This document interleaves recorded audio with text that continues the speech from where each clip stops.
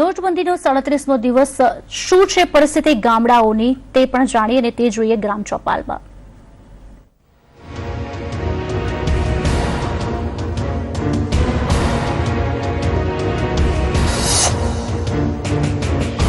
સંદેશની team પહોંચી છે ભુજ તાલુકાના મિર્જાપર ગામે। અહીંના સાંસદ છે વિનોદભાઈ ચાવડા અને ધારાસભ્ય છે ડૉક્ટર નીમાબેન આચાર્ય। 33 દિવસ પછી મિર્જાપર ગામની શું પોઝિશન છે અને લોકો શું માને છે નોટબંધી અંગે આપણે વાત કરીએ। ભાઈ શું નામ છે? મારું નામ કરણસિંહ જાડેજા। શું પરિસ્થિતિ છે અહીંયા? અરે ઘણી બહુ પરિસ્થિતિ એ નોટમાં અમે ત્યાં કામે નથી જઈ શકતા કે મજૂરી કામ કરીએ છીએ, પણ એમ કે છે કે અમે 500ની ને 1000ની નોટો આપી છે। જે મોટા માણસો છે માથા એના કોને વિદેશમાં ખાતા હોય એના કોને લાખો રૂપિયા બેંક આપે છે, અમારા દેવાને 1000-2000ની પણ નથી પરિસ્થિતિ।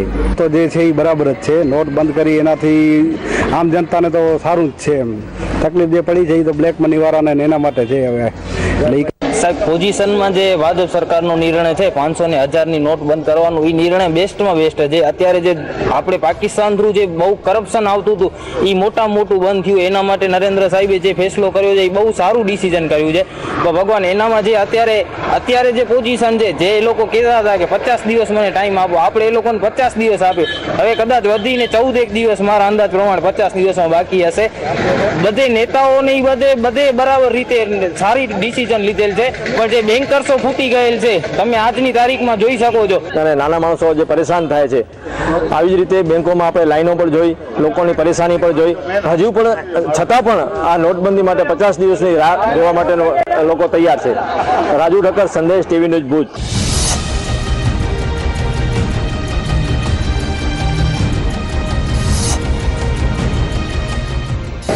સંદેશની ટીમ પહોંચી છે આજે ભુજ તાલુકાના સુખપર ગામે।